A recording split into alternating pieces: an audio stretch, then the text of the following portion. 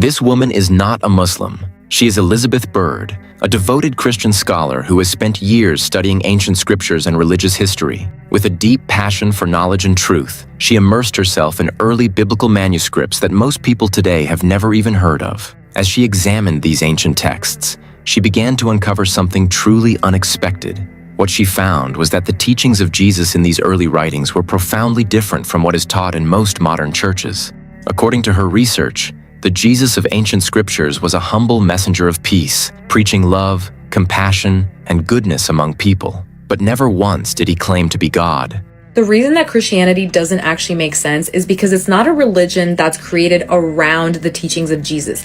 It's a religion that was created with a specific narrative in mind, and then they just reshaped Jesus's teachings to fit that narrative. Let's not forget that Jesus had a powerful movement that was not afraid to be killed, to be persecuted, and this was a huge threat to Rome. So what they did is they got in front of the movement and created a religion that would still serve them in the end.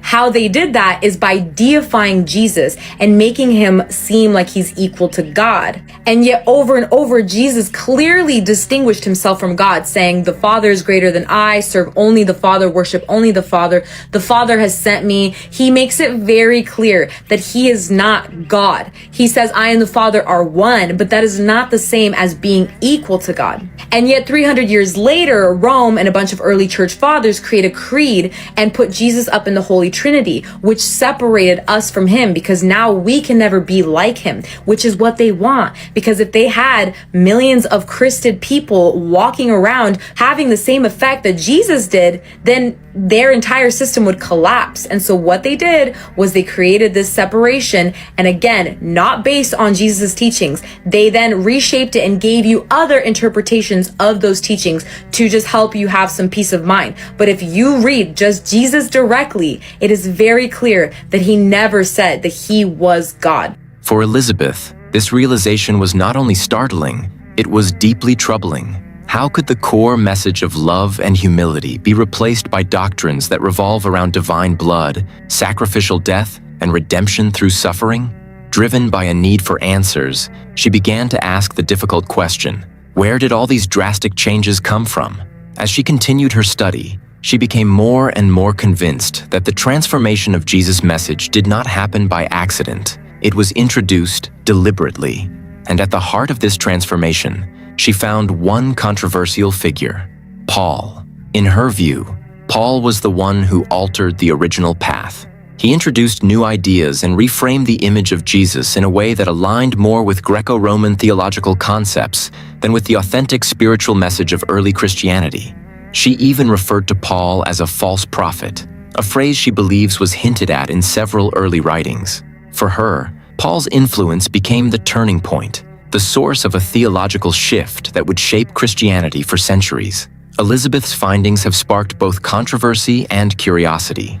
While some may reject her conclusions, others find in her work a call to re-examine the roots of faith with intellectual honesty and spiritual integrity. For Elizabeth Bird, this journey isn't about attacking belief, it's about seeking truth. She believes that behind the layers of history and interpretation lies a pure and universal message, one that deserves to be known, not just by scholars, but by anyone who longs to understand the essence of divine truth.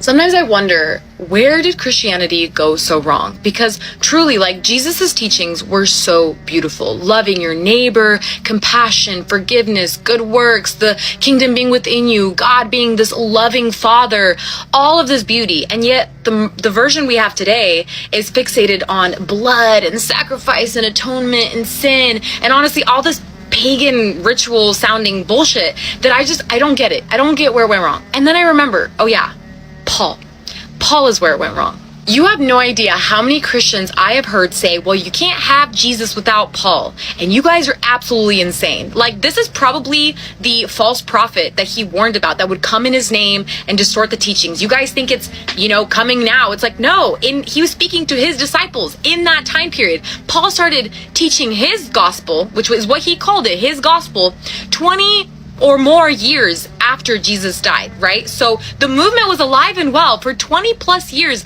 before Paul came along.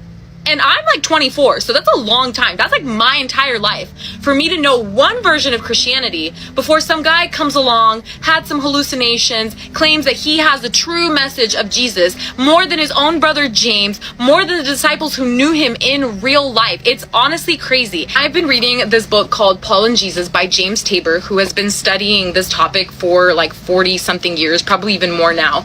And he makes an interesting point that we need to read the New Testament backwards, where we need to start with Paul's teachings that go back to, I think, 50 AD or even maybe 30 AD. I don't know. And then you can see how his theology seeped into the canonical gospels of Matthew, Mark, Luke, and John, because they are from around 60 AD. And you see all the similarities. It's not meant to be read in the order that it is, because Paul heavily influenced what was included in the Bible. Because again, Christianity wanted one unified, theology, doctrine, and text to live by, and that wasn't what was going on. There was many Christianities in those first 100 years after Jesus died. And again, just pointing out that before he came along to distort everything, there was a version of Christianity out there that had nothing to do with his view, his revelations, and it was much more aligned with what Jesus actually taught. But unfortunately, Paul had ties with Roman people, he was a Roman citizen, and he had connections, and I think for whatever reason they pushed his Gentile teachings to the forefront and kind of used those in the New Testament. And it's really unfortunate because we really don't know what those early Christians really believed. They wiped them out. They pretty much killed them because, again, they wanted unity, and they destroyed their teachings, they destroyed their texts, and just pushed what aligned with their narrative. And Paul just happened to be the tool, the plant that they used to create that version of Christianity. And honestly, 6 out of 13 of the epistles or letters that are attributed to Paul weren't even written by Paul. So obviously people were just slapping his name. He became this authority figure of a completely different message, and anything that aligned with that message was like, oh yeah, that's Pauline. So we are either living in a time of churchianity or Paulianity, but it's definitely not Christianity, unfortunately. Guys, she actually makes so much sense. Listening to her, I noticed that there are some points she made that made so much sense. Like, I don't know, why is that Christianity get things so wrong? Why will you focus more on Trinity, God, Jesus is God? No, that's not the main focus for Christianity. The main focus is, serve your God, one God, the Lord your God, love your neighbor as yourself, you know, preach the gospel. That's what Jesus did most of his time. He preached the gospel, right? So we should focus more on all those things than we, debating or trying to showcase that Jesus is God, this and that and that.